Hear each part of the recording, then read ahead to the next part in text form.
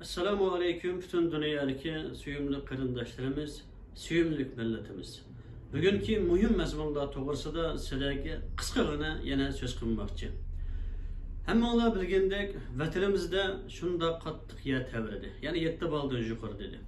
Ammo hammalarning nazarida bu yer tavrish, ammo biz buniki bir sun'iy yer tavrish ekanligini bunun oldingi videomizda anlatgan edik. Tacavuzchi Xitoylar o'zininki yadro qurollarini bizning vatanimizningki chegaralarida hem Qirg'izistonga hem Qozog'istonga qo'shni bo'lgan shaharlardagi chegaralar sanab qilganlik uchun vatanimizningki Qozog'istonga chegara bo'lgan G'uljida, Cho'chekda hem Qirg'izistonga chegara bo'lgan Otishda va Qashqa hem shunga o'xshaydigan Oqsu shaharlarigacha berib bu yer tavrishninki yuz berganligini degan edik. Hammalar bilgandek bunun oldida dunyoning boshqa yerlarida yer tavrish bo'lsa, bütün dünyadaki liderler, reisler çıkıp ulardan geçmiş olsun. Hem ularga ahval so'ragan hem nurg'ulg'an yordam etgan edi. Bütün dünyada tor medyalarda şu devletning yer tavriganlik xabarlari berilgan edi. Hatta Türkiye'de yer tavrigandimi o'xshash. Dunyoning ham yerdan yordam kelgan edi, hem Uyg'urlarni nurg'ulg'an yordamini etgan edi. Ammo bizning vatanimizda yer tavrigandichu mana tacavuzchi Xitoylar hatta qancha kishining o'lganligi, qancha kishining yaralanganligi ham naning o'rilib, nani qaysi binolarning yiqilganligini maxfiy tutgan edi. Ammo biz so'z qilib, tacavuzchi Xitoy qarshi buni oshkorlashni talab qilgandan keyin, Xitoyga besim bo'lgandan keyin tacavuzchi Xitoylar ilojisiz ba'zi xalqimizga shu yer tavrigan yerning videolarini taqishga ruxsat qildi o'g'ay. Torlarda yer tavrishda o'rilib ketgan binolar öyle xabar qilib berildi. Ammo lekin qancha Uyg'ur o'ldi, qancha Uyg'ur yaralandı, buni hatto tajovuzchi Xitoy yilimi maxfiy tutmoqda. Hem bütün xalqaradan bizning vatanimizdagi xalqimizdan ahvol so'ragan bir davlatning raisi bo'lmadi. Mana bu bütün dunyoning Uyg'urlarga bo'lgan ko'z qarshininki qancha ekanligini ifodalab berdi. Hem bunun da bizning bir acizligimiz, media tor acizligimiz qarindoshlar. Biz o'tgandami bir chuqum bir Uyg'ur televiziya kanali bo'lish kerak. Biz tajovuzchi Xitoyning zulmiga butun dunyo ko'zini yumgan bo'lsa-mu, biz o'zimizning televiziya orqali butun dunyoga har xil tilda taqatsak, butun xalqaro majbur bo'lib biz Uyg'ur davosi, Uyg'ur mustaqilligi, vatanimizdagi zulm har vaqt butun tor xabarlarning oldida bo'ladi degan edik. Ammo lekin iqtisodiy qiyinchilik ham xalqimizning bu chaqiriqimizga umumiy chaqiriq ovoz qo'shilmaganligi ham moddiy dasturchi bo'lmaganligi uchun hala biz buni qilolmadik. Ammo biz mana shu iqtisodiy qiyinchilik bilan tor internet mediani kuchlantirmaydi ekanmiz. Tajovuzchi Xitoy har vaqt mediada bizdan ustun bo'lib keldi qarindoshlar. Zolim tajovuzchi Xitoy bu yilni mediajil qilib bekitdi.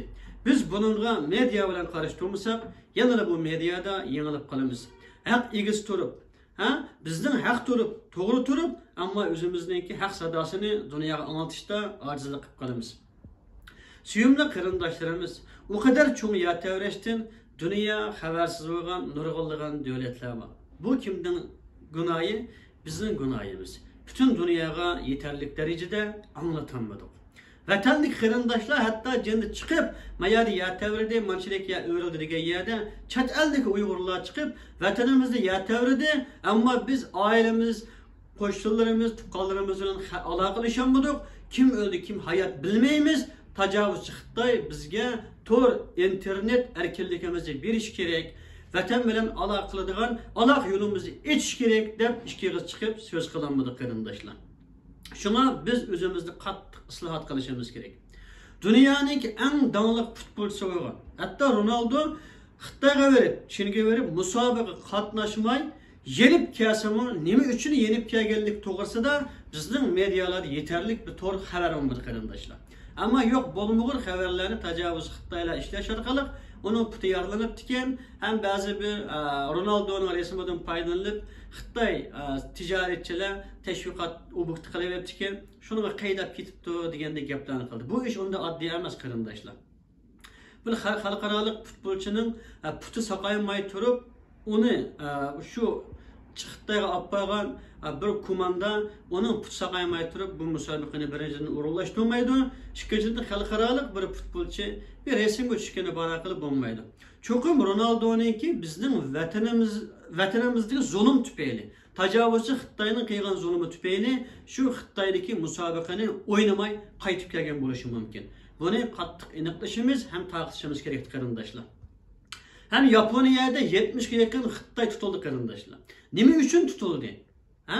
Buni mu to'r xabarlarda yetarli darajada ta'kidlanmadi qarindoshlar. Faqat tutilibdi degan xabarni taqatdi, boshqa xabari yo'q. Demak, tajovuzchi Xitoylar hamma yerda o'zining jasuslik o'rnini quryapti. Buning oldida bir yilning oldida Turkiya Istanbulda 200 dan jiq Xitoy tutilgan edi. Ammo nima bo'ldi? Nega ketdi? Xitoyga ketdimi? Ya ularga nima jazo berildi? Buning xabari hech narsa yo'q qarindoshlar. Bizning mushu to'g'ri mediadagi ojizligimiz nurg'un muhim xabarlarcha ko'milib kelyapti. Shuning uchun qarindoshlar biz bu to'g'ri internet mediaga sal qaramasligimiz kerak. Bizning qo'limizda to'g'ri media internet bo'lsa, biz Turkiyada emas, butun dunyoda Uyg'ur mustaqillik masalasini, vatanimizdagi zulmni har vaqt xabarlarning eng oldin qatorida epmoqlaymiz qarindoshlar. Biz uchun bir bakanni, bir millet vekilini, bir şehir başligini, bir reisni televiziya kanali olib ziyorat qilib berish ta'sir emas qarindoshlar, intayin oson. Hatto ko'chalarda xalqdan vatanimizdagi zulmga qanday qaraydiganligi, xalqningki buni qo'ygan ko'z qarashini